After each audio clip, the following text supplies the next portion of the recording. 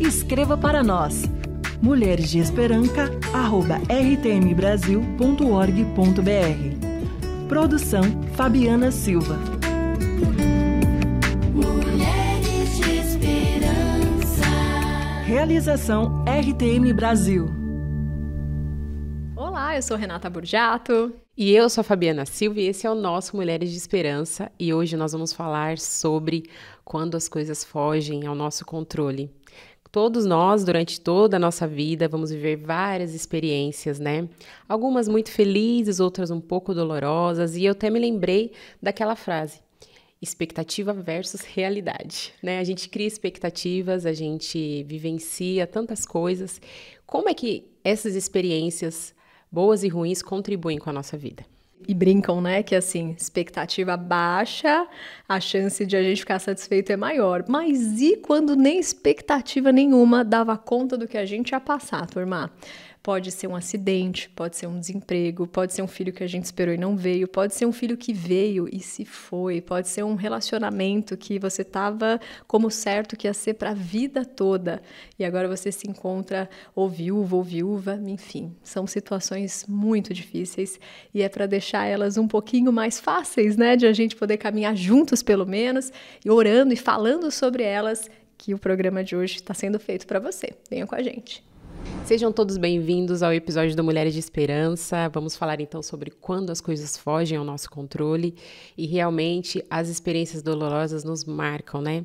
A gente não espera passar por algumas delas e nós convidamos para esse episódio tão especial o querido pastor Renato, pastor da Igreja Batista Chácara Flora, pai da Emília e da Carolina, esposo da Juliana, engenheiro, teólogo. Seja muito bem-vindo ao Mulheres de Esperança. Obrigado. A gente, é uma alegria aqui te receber, né? Se a gente fosse falar, turma, todo o currículo ia ser muito extenso, mas a gente vai resumir em algumas partes, né? Só a parte de ter engenharia e teologia na mesma frase já despertou tua curiosidade, né? Então fica aqui, que tem uma pessoa com o coração pastoral e a mente cheia de raciocínio para explicar coisa que é difícil pra gente entender. É verdade. O pastor Renato tem essa qualidade, né? Sim. Quando ele prega, ele destrincha ali todos os detalhes e você vai perceber isso nesse programa agora. Pastor Renato, a gente estava falando então sobre essa questão das questões da vida, né? De quando a gente principalmente vivencia algo que a gente não estava esperando. Eu tive uma experiência recente de algo assim e realmente a gente se vê assim perdido. Eu nem estou mais naquele início onde eu estava, mas também não cheguei no fim aonde eu esperava chegar, né? Como que encarar a vida quando a gente está numa fase em que a gente não imaginava viver? Um personagem bíblico que eu acho que vem sempre à minha cabeça nesse tipo de situação é o de José, né, no Egito, porque ele com certeza não esperava viver o que ele viveu, de ser traído pelos irmãos, de acabar sendo vendido como escravo e parar numa terra distante numa situação dessa. E o pior, dentro de um pesadelo acontece outro, porque ele vai parar no Egito, acaba obtendo o favor do Senhor, vivendo com Potifar ali, servindo na casa dele, só que ele acaba sendo vítima do golpe da mulher de Potifar, né, que o acusa injustamente de adultério. Então, eu brinco que ele vive um pesadeloception ali, né, de que ele vive uma tragédia dentro da outra e vai parar na prisão. Ele fica ali naquela cadeia. Então, quando ele achava que, olha, dos males o menor, já passei por um, agora a vida estabilizou, ele toma uma pancada dessa. E dentro desse contexto, o que ele faz, como que ele reage? Ele procura agir com o que está ao alcance dele, né? Então, quando ele vê a oportunidade de interpretar o sonho dos colegas de cárcere dele e vê que pelo menos um ali teria um destino favorável, ele pede para aquela pessoa: se lembra de mim, né, quando as coisas te forem bem. Então, uma forma da gente encarar a vida quando as coisas não estão acontecendo muito bem é essa, tentar identificar o que eu posso fazer de ordem prática para sair dessa situação e pedir ajuda, não se envergonhar de levantar a mão e pedir ajuda. Muito bom isso, né? Muitas vezes a gente, por falta de coragem, né, de expor a nossa fragilidade, a gente deixa de viver coisas que outra pessoa poderia nos ensinar, né, ou então orar junto com a gente, ou então, olha, eu sei algo que pode te ajudar, né, mas porque a gente acha que o sofrimento é só nosso, sendo que tem tanta gente ao nosso redor, às vezes sofrendo outras coisas, e é tão bíblico, né, a gente poder dividir os fardos. Agora, pastor, tem muita coisa que a gente aprende, assim, na vida, no dia a dia, só que quando a gente passa por dor, por aquelas pancadas que a gente nunca esperava, a gente aprende tantas outras. E eu queria que você contasse, assim, o que a dor ensina pra gente que no momento de alegria, às vezes a gente não perceba tão facilmente. Olha, uma coisa que eu acho que a gente aprende é de que a vida não é um mar de rosas, né? É como Jesus falou, né? No mundo tereis aflições, mas tem de bom ânimo, eu venci o mundo. Então, a gente aprende a encarar a vida com uma ótica, com um olhar diferente, né? Muitas vezes a gente tem um olhar, uma expectativa, aquilo que você falou, né, na abertura do programa, a gente tem uma expectativa que às vezes é irreal. A gente espera que as coisas sempre vão dar certo, que a vida seja linear, que a gente encontre relações de causa e efeito. Se eu fizer as coisas certinho, tudo vai dar certo para mim no final. Se eu fizer as coisas de tal maneira, eu vou colher tal resultado. E nem sempre funciona, nem sempre é assim, né? Então, uma pessoa que vivenciou isso na palavra foi Jó. Acho que é o maior exemplo de sofrimento que a gente tem na Bíblia, talvez o mais clássico. A gente não podia deixar de falar dele, né, nessa situação, mas ele é uma pessoa que, embora vivesse corretamente, tivesse uma vida ali certinha, Deus permitiu que ele passasse por sofrimentos. Então, a gente vê que o sofrimento nos ensina que muitas vezes ele faz parte da pedagogia divina, mesmo que a gente não consiga entender por quê. E Jó, ele aprende mais sobre quem é a pessoa de Deus, ele aprende aquilo que Deus fala com ele, né? Onde você estava quando eu lancei os alicerces do mundo, né? Deus, ele traz provocações para Jó do tipo, você sabe quem é você e quem sou eu? E Jó, ele aprende com essas experiências mais sobre a pessoa de Deus e muda o patamar do seu relacionamento com ele. E ele vai terminar lá em Jó 42 falando, né? Meus ouvidos já tinham ouvido a teu respeito, mas agora meus olhos te viram. Então, o que a gente consegue aprender nesses momentos de dor intensa, no fundo é um novo patamar do nosso relacionamento com o Pai. Ontem eu ouvi um vídeo muito curtinho que eu acho que foi o pastor Luiz Saião que compartilhou do pastor Russell Shedd, no hospital já, né, nos últimos momentos dele, e ele falando assim de forma tão feliz e alegre, né, de estar passando por um momento difícil, de provação, de dor, mas que ele estava colhendo coisas boas, estava aprendendo a se desprender do mundo, e como é difícil a gente conseguir ter esse olhar, né, eu percebo que pela história de Jó, Deus estava ali conversando com ele, mostrando assim, ó, olha para onde você tem que olhar, nesse momento de dificuldade que você está passando. Realmente, você não provocou isso, né? Eu permiti que acontecesse, mas para onde que você tem que olhar nesse momento? E às vezes, pastor, a gente está passando por essa situação, como a Rê compartilhou, e a gente se sente assim, perdido no meio do caminho. Para onde que eu vou, né? Existe um caminho, e aí me veio à memória que existe o caminho da esperança. Como que a gente pode, então, exercitar tanto a esperança como a paciência nesse percurso que a gente vai passar? Sim. Eu gosto bastante dos Salmos, onde os salmistas eles trazem esse elemento, né? Acho que o Salmo 69, Salmo 70, por exemplo. O Salmo 70 ele é até interessante porque ele termina, né, no versículo 5, falando, quanto a mim, sou pobre e necessitado. Apressa-te, ó Deus, tu és o meu socorro e o meu libertador. Senhor, não te demores. Então, ele clama ao Senhor por uma solução para a questão dele, e ele clama com uma ousadia de como quem diz, Senhor, está demorando, me ajuda, se apressa, eu não estou aguentando mais. Então, uma das formas da gente exercitar a paciência é dobrando o joelho, fazendo como o salmista e orando com ousadia, pedindo a Deus que intervenha. Mas sempre lembrando que a gente falou na primeira pergunta, né, falei sobre José, de que a gente, de repente, pode utilizar das circunstâncias e tomar ações práticas, né? A oração, ela não é contemplativa, ela não é para você ficar estacionado diante de um problema, contemplando e orando sobre ele, mas de braço cruzado. É uma oração que precede uma ação. Então, assim, a gente exercita a nossa paciência e percorre o caminho. Muito bom, né? E o que eu acho fantástico também aqui, quando ele traz o exemplo dos salmistas, é porque muitas vezes as pessoas deixam de orar os salmos, né? E no salmo a gente vê essa humanidade rasgada, é assim, veio logo, porque o Senhor pode fazer e não faz, né? E aí eu queria que você... Não tá vendo, você né? não tá vendo, né? Não tá vendo. Isso não é difícil para você. E aí eu queria que você contasse também desse elemento da fé, né? Porque o que é difícil para a cabeça humana é entender como que um Deus bom permite coisas que do nosso prisma são ruins. Então, assim, é tipo Abacuque, né? Falando, não, esse caminho aí não é legal. Só que ele chega no final dizendo, mas ainda assim, ainda que a figueira não floresça, mas como chegar até poder olhar e falar, não estou gostando nada disso aqui, Deus, mas mesmo assim eu confio em Ti.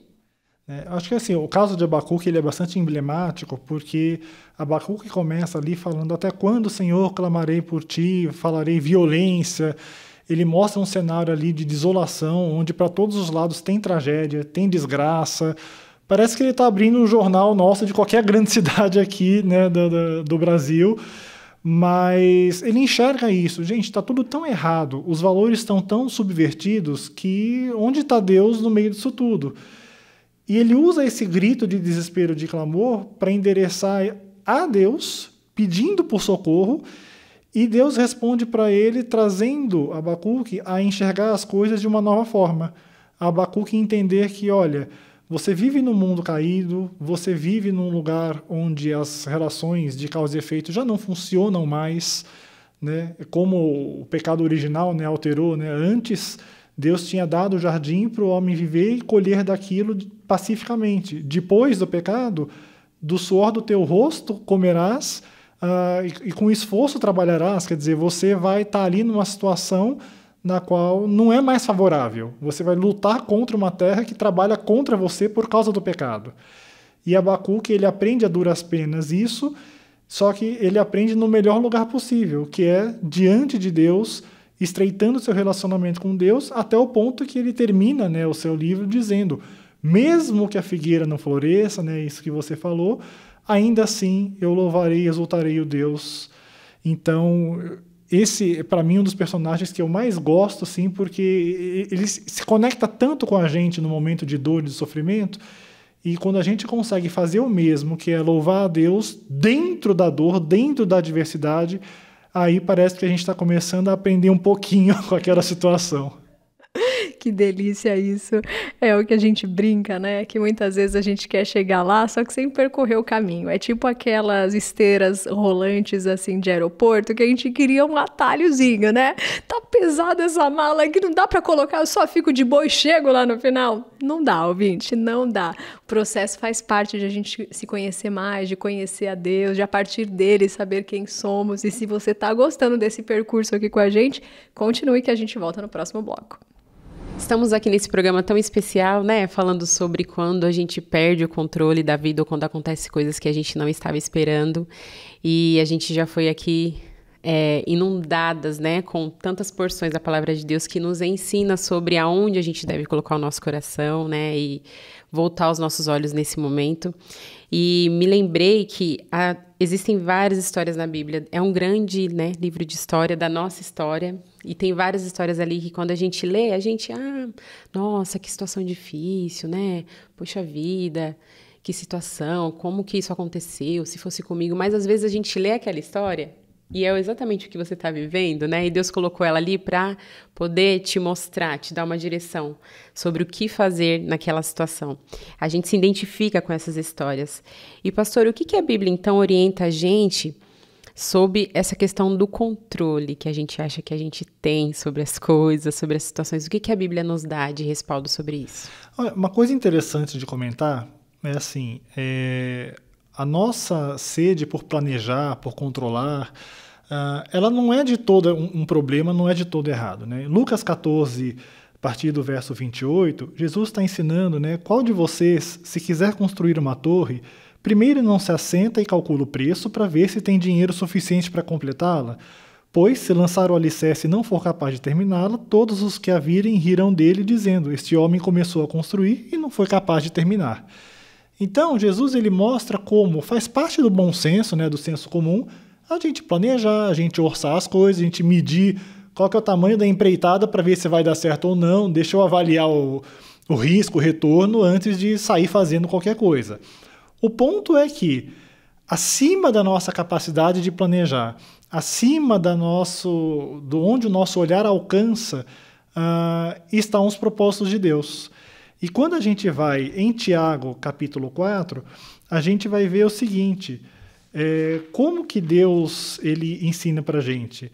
Né? Tiago 4, dos versos 13 até o 15, ele vai mostrar: ouçam agora vocês que dizem, hoje ou amanhã iremos para esta ou aquela cidade, passaremos um ano ali, faremos negócios e ganharemos dinheiro. Vocês nem sabem o que lhes acontecerá amanhã, que é a sua vida. Vocês são como a neblina que aparece por um pouco de tempo e depois se dissipa. Ao invés disso, deveriam dizer: se o Senhor quiser, viveremos e faremos isto ou aquilo. Então a Bíblia ela mostra para a gente que é lícito a gente planejar, é lícito a gente controlar os recursos que a gente tem à disposição. Não só lícito, mas é necessário, né? Viver no descontrole seria um problema. Agora, a gente precisa ter com clareza qual é o alcance do nosso controle, que é muito pouco, muito pequeno, a gente controla quase nada nessa vida, e que, para muito além do que a gente pode controlar, está o controle absoluto de Deus e da sua soberania. Então, no fundo, a gente planeja, a gente tenta fazer o nosso papel bem feitinho, mas é a soberania de Deus que, em última instância, decide até se a gente vai estar vivo amanhã. Então, a gente, tendo isso em mente, a gente gera é uma tensão, né? Mas é uma tensão que pode ser equilibrada com a devida humildade teológica de quando a gente entende que eu planejo, mas acima do meu plano está a vontade e a soberania do Senhor. Muito bom, acho legal demais ele pontuar como pastor, né? Que a fé não é viver esperando um sopro aqui, faço isso. Não, é fazer a nossa parte, né? Mas deixando o controle para Deus. Mas o que cabe a nós arregaçar as mangas e cooperar com aquele, né? Que nos dá inteligência e tudo mais. E o nosso pastor, né? Aqui de todos nós que somos da Igreja Batista Chácara Flora, o JP gosta muito de um autor que eu também, que é o Kierkegaard, que ele fala dos estágios, né? Da vida, né? Como se a gente fosse subindo esses estádios. Então, o primeiro é aquele puramente estético, onde a gente busca o prazer e tal, daí depois vem o ético, né? O casar, ter e tudo mais, né? Cumprir ali algumas coisas que a sociedade acha importante e, por fim, o religioso seria assim, tá, eu vivi tudo isso, nada deu conta de trazer todo sentido e eu descubro que minha vida não está nas minhas mãos e tudo mais. Eu lembro que quando eu vivi a experiência de perder o primeiro filho, eu sempre pensei, poxa, eu vou casar, passar um pouquinho, ter bebê, né? Beleza, passou um pouquinho, tive bebê, e o bebê foi embora. E aí, com isso, era aquela coisa, meu Deus, o primeiro grande baque da vida adulta, né? Já tinha passado outros, mas esse primeiro que te perde, assim, né? Que você tem que lembrar qual é teu alicerce. E aí eu lembro que o importante disso foi que na gravidez da Paola, eu já senti aquela coisa, tá aqui, eu tô curtindo essa fase, tudo bem, ela vai nascer? Vai dar tudo certo? Eu não sei. Tem alguma coisa que eu posso fazer para cooperar com isso? Eu não sei. Então, senti que, assim, a gente faz a nossa parte, como o pastor Renato falou, ainda é pouquíssimo, porque o controle não está nas nossas mãos.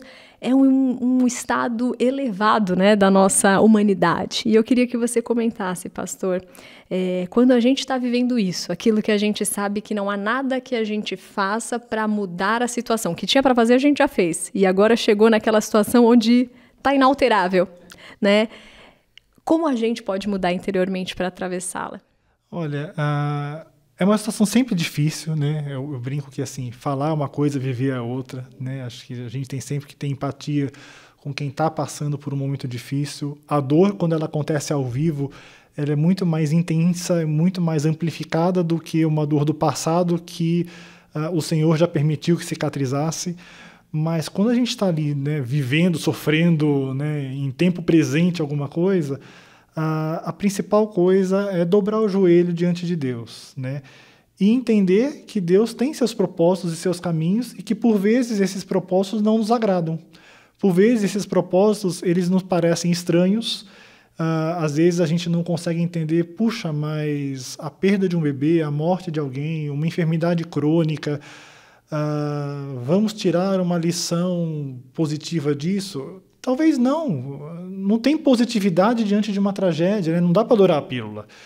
né? É um momento apenas da gente se recolher diante de Deus e falar: Senhor, eu me submeto à tua soberania, eu me rendo aos teus propósitos, aos teus desígnios, porque se eu creio no Senhor, se eu creio que Ele é o Deus Todo-Poderoso, o soberano, eu preciso me render diante da vontade dEle e diante daquilo que Ele permite que aconteça, mesmo que me desagrade, né? Então, acho que o ponto aqui é trabalhar profundamente o coração, profundamente as raízes da nossa fé, da nossa crença, para que a gente se relacione com um Deus vivo, verdadeiro, genuíno, com a sua palavra de uma forma legítima, equilibrada, ponderada, e não com as expectativas que a gente nutre de relação de troca e de barganha de uma fé que pode não estar ali apontando na direção correta. Nossa, que interessante isso. Então, é bem aquele raciocínio de entender que Deus não age como nós, né? Que o sentimento de Deus por nós é diferente e a devolução do amor que Ele tem por nós é diferente, né? Eu me recordei da história de Jacó lá pro Gênesis 34, por ali, onde a filha dele, né, sofre violência, né? E aí, no momento daquela injustiça, da dor, os irmãos vão lá e criam toda aquela situação e acabam que no final, né, matam os homens da cidade todos. Foi um cenário, o que a dor pode nos fazer, né? A gente quer provocar, fazer uma justiça, às vezes, a dor do nosso jeito, resolver da nossa forma, né? E Deus, de forma muito graciosa, foi bondoso novamente com a família de Jacó, deu a direção para ele: levanta, vai para a cidade tal, vai fazer isso e isso, né? Pastor, a gente, então, quando está vivendo esse momento de dor e dificuldade, a gente precisa reconhecer a bondade de Deus no meio de tudo isso. Como que a gente faz quando a gente está vivendo uma dor ou dúvida, por exemplo, ou perda de esperança? Como que fazemos para reconhecer essa bondade? Eu gosto sempre de pensar, e é uma coisa que acontece bastante comigo, né? De me sentir, às vezes, sem esperança, de me sentir, às vezes, desacolhido num mundo duro, selvagem. E eu paro e penso: mas espera aí, se eu perdi a esperança, que esperança era essa que eu perdi tão fácil?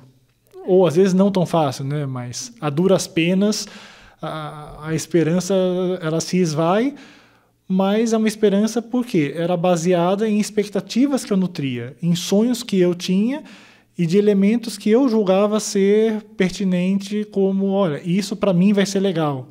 E quando aquilo não acontece, puxa, isso se frustrou. O que eu faço diante disso? É buscar reorientar, né, como a Bíblia fala, né, transforma-se pela renovação da sua mente. Em outras palavras, né, a transformação vem pela mudança do modo de pensar. Quando você troca o sistema operacional da cabeça e passa a tentar pensar de uma forma mais bíblica, mais alinhada, e buscando, né, eu sei que é difícil e que eu mesmo, por vezes, não consigo, né, confissão de pecados aqui, mas buscar fazer como Paulo, né, em Romanos 11, que diante de tudo o que ele vive e compreende e entende, ele fala ali, né, ó profundidade da riqueza, da sabedoria, do conhecimento de Deus. Quão insondáveis são os teus juízos e inescrutáveis os teus caminhos. Quem conheceu a mente do Senhor? Ou quem foi seu conselheiro? Quem primeiro lhe deu para que o recompense? Pois dele, por ele e para ele são todas as coisas. Então, quando a gente entende que a mente de Deus funciona de um jeito que nos é inacessível e só nos resta nos render, a gente consegue dar glória a Deus por quem Ele é, e muito mais, e muito acima de glorificar a Deus por quando Ele faz algo que nos agrada. Espero que você tenha renovado as suas esperanças diante dessa palavra, de todo esse apoio que a gente teve aqui, desse respaldo bíblico, né? De onde a gente deve manter os nossos olhos quando a gente está passando por algum sofrimento ou quando as coisas fugiram ao nosso controle. E a gente segue com reflexão no próximo bloco. Recentemente visitei um tio que passou o Natal e o Ano Novo na UTI, devido a um problema no coração. Após melhorar, ele disse: eu estava com tender na geladeira, mas nunca imaginei que eu passaria as festas sem comer nada disso. A sua esposa há anos está doente, não fala, nem se alimenta sozinha. Em momentos assim, percebemos que a vida não está em nossas mãos.